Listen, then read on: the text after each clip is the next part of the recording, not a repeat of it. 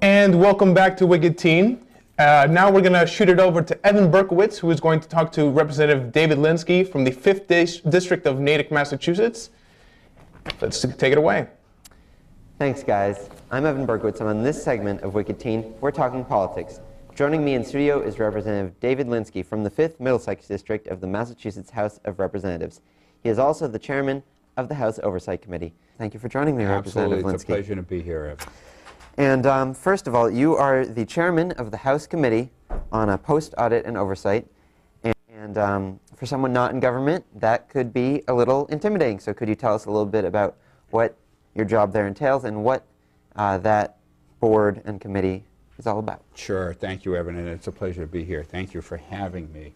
I've been absolutely blessed in my career because I've now been a member of the House for 7 terms. I represent the towns of Natick, Sherburne, and Millis, 42,000 people who send me to Beacon Hill every 2 years to do their business and represent them.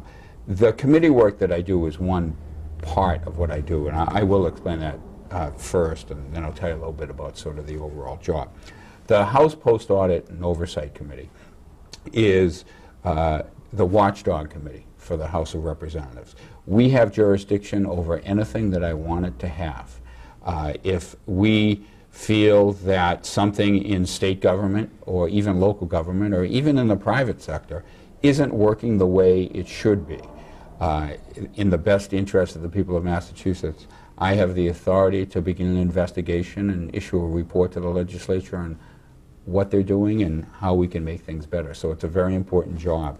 I'm part of the leadership team of the Massachusetts House under Speaker Robert DeLeo, and I also serve as sort of the liaison with the federal government as well. It's a very, very important job. But it's only one part of my job, being the state representative for the 5th Middlesex District. And you mentioned, does that mean that post-audit and oversight is looking into possible corruption cases in state and local and even private sector? It can, if we wanted to. Obviously, there are other agencies who have that primary responsibility, the Attorney General, the Inspector General, the State Auditor, various other law enforcement ones, but we can.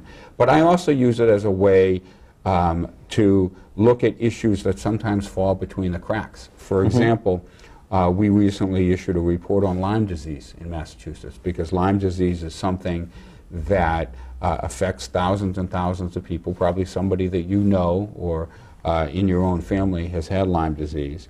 And we needed to look and see what the state government and what local boards of health and other public health agencies were doing to try to prevent Lyme disease and make sure it's effectively treated.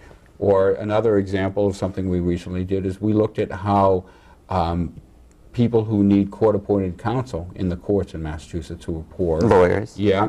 How that was being handled and whether or not there's a more cost-effective way to deliver that important constitutional service. And you're speaking about these issues throughout Massachusetts, but what are some issues that you've worked on that are relevant to people in Metro West, in your district, and more specifically to teenagers? All right, well, I can tell you one that's right on the top of my head.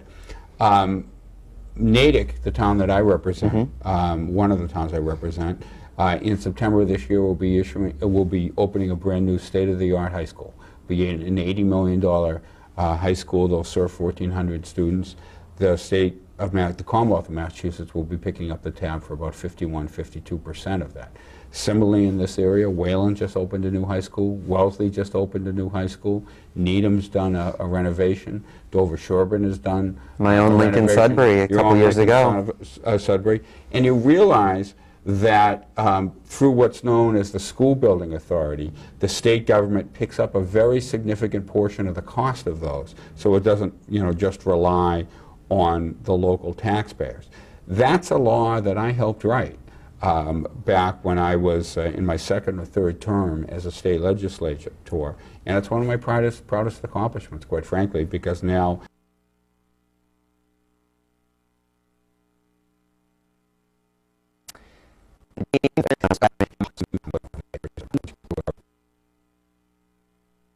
as sort of the liaison with the federal government as well. It's a very, very important job. But it's only one part of my job, being the state representative for the 5th Middlesex District. And you mentioned, does that mean that post-audit and oversight is looking into possible corruption cases in state and local and even private sector? It can, if we wanted to. Obviously, there are other agencies who have that primary responsibility, the Attorney General, the Inspector General, the State Auditor, various other law enforcement ones, but we can. But I also use it as a way to look at issues that sometimes fall between the cracks. For example, we recently issued a report on Lyme disease in Massachusetts, because Lyme disease is something that affects thousands and thousands of people, probably somebody that you know or in your own family has had Lyme disease. And we needed to look and see what the state government and what local boards of health and other public health agencies were doing to try to prevent Lyme disease and make sure it's effectively treated.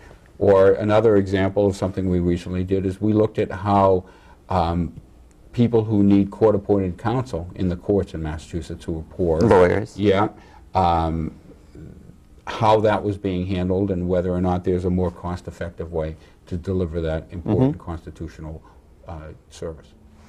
And you're speaking about these issues throughout Massachusetts, but what are some issues that you've worked on that are relevant to people in Metro West, in your district, and more specifically to teenagers? All right, well, I can tell you one that's right on the top of my head. Natick, the town that I represent, one of the towns I represent, in September of this year will be opening a brand new state-of-the-art high school. Be an $80 million high school. They'll serve 1,400 students.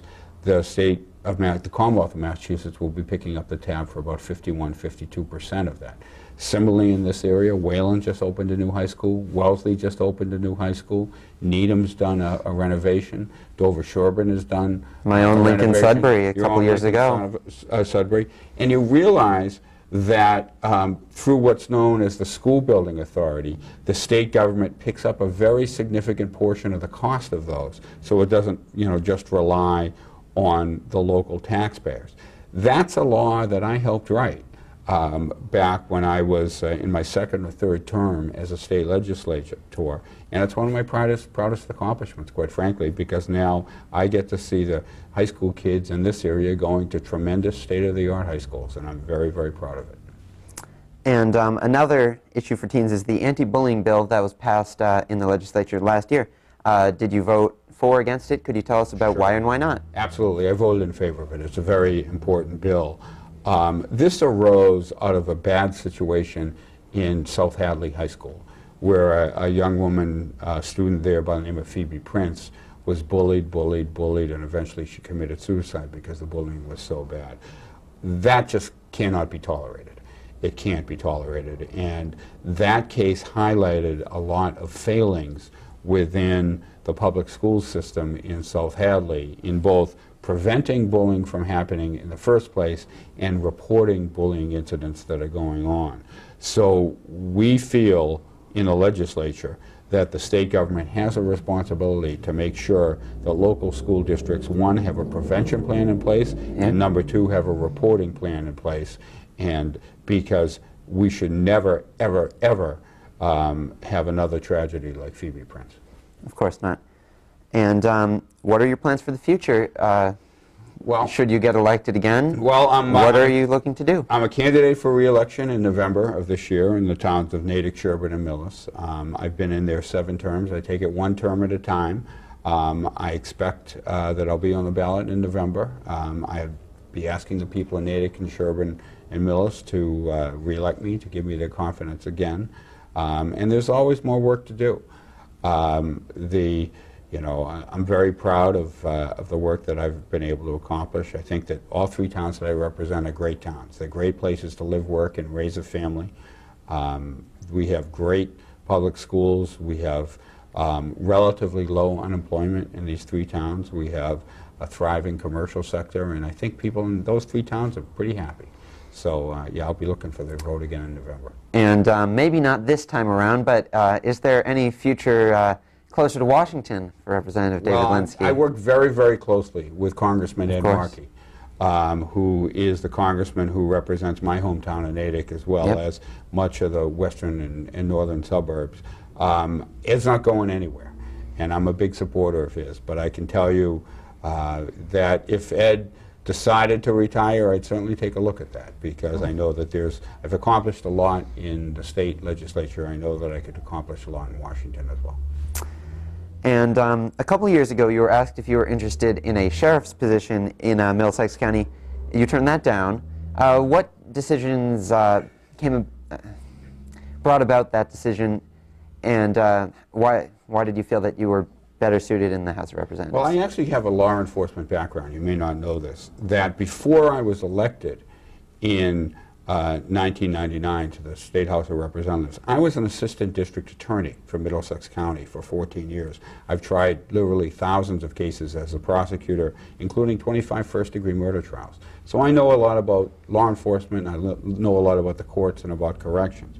It wasn't the best fit for me personally, quite frankly, in that I think that I can accomplish more within the House at this point in time. And the sheriff's job is now being filled by a great person who's doing a great job, my friend Peter Katusian of Waltham. And the governor asked him to fill that job. He's doing it. He's running for re-election this November, and he's doing a great job. And you mentioned Governor Patrick. In his most recent State of the State address, he called on all representatives and senators to embrace a bipartisan spirit. How do you keep up said bipartisan spirit while still getting things done in the House? Actually, it's important to keep up the bipartisan spirit and in order to get things done, quite frankly. I don't care if an idea is a Democratic idea or a Republican idea, so long as it's a good idea. I have Republicans on my committee. I actively engage them in the work of the committee and what the committee's priorities should do and the type of reports we should be issuing. Like I said, I don't care if somebody's a Democrat or Republican. I don't care if they're white or black. I don't care if they're man or woman or straight or gay. I want to know what their ideas are. Well, thank you very much for joining me. Absolutely. It's a pleasure to be here, Evan. It's a pleasure to talk to you. And for everyone here at YBA, I'm Evan Berkowitz, YBA News, Natick. Thanks, Evan. And so, Hannah, they had some very interesting topics that they talked about. One of the most important ones, I thought personally, was the bullying topic. What's your opinion on the bullying bill that they passed and everything about that? I think that that's a great step forward for taking bullying out of schools. I mean, obviously it's going to be there. It's a present problem, and it has been for a very long time. And I think that putting that anti-bullying act into place is something that will hopefully stop it. I completely agree, and actually I know one of the big issues about it is, and I've witnessed this in personal accounts, is that it actually gets abused sometimes. Some people like to abuse this and say, oh, this person bullied me, just to get them, because everything has to go on paper now. Everyone, if you get bullied, you report that, and so that goes straight to the administrative offices at the school. Well, after we come back from the break, we interview a local dance studio. And don't go anywhere.